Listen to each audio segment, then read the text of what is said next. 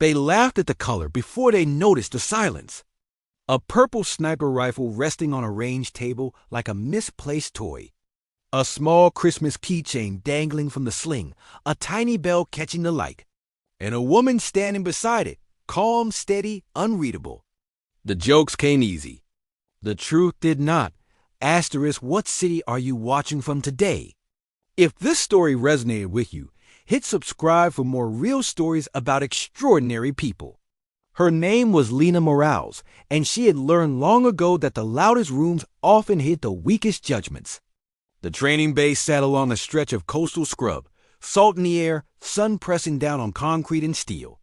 Marines moved with practiced confidence, boots scuffing, voices sharp. Lena moved differently. She moved like someone who knew exactly how much space she needed and never more. She wore the same fatigues as everyone else. No rank shouted from her shoulders.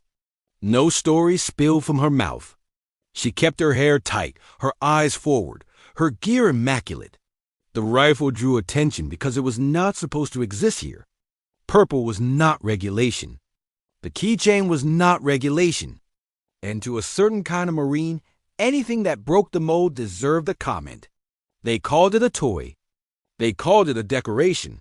One asked if it came with glitter bullets. Another wondered aloud if she planned to hang ornaments on it when December rolled around. Lena listened, said nothing, and checked her scope. She had chosen the color years earlier, not for style, but for memory.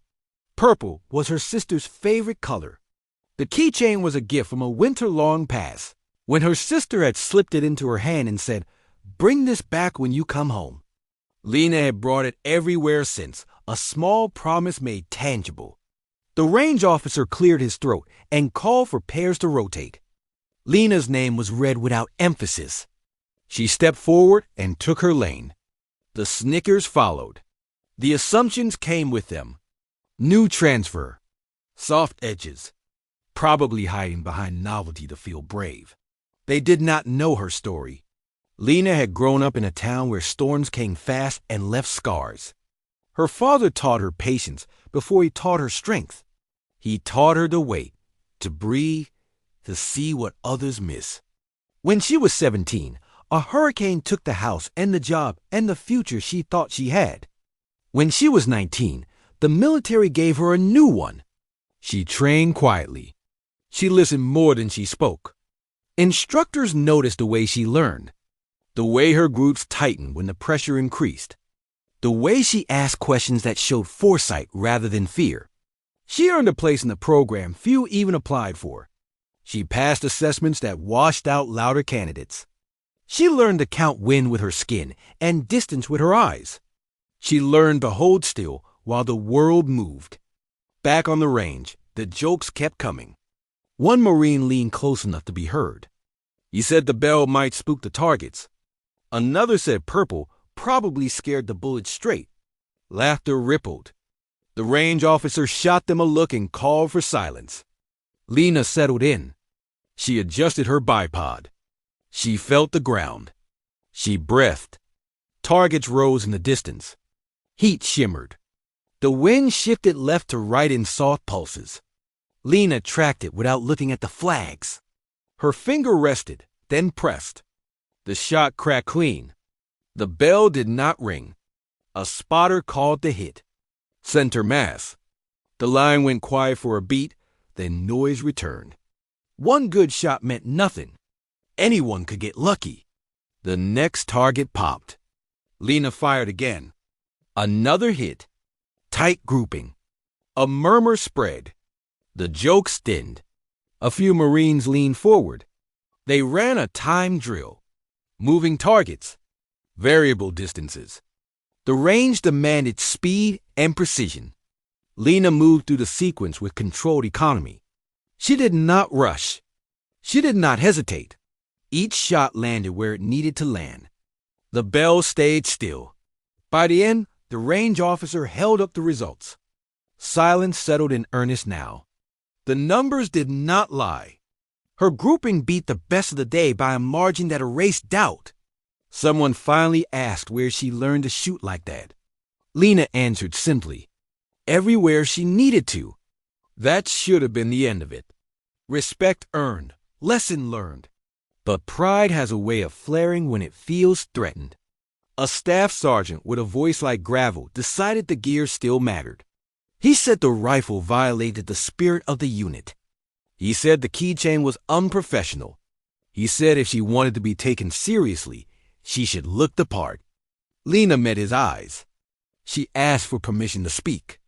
He nodded, expecting compliance. She told him the rifle was a tool. The color did not change the barrel or the trigger. The keychain did not change her discipline. She told him she had carried that rifle through evaluations where failure meant going home. She told him she had earned the right to carry reminders with her. She kept her tone even. She did not argue. She stated facts.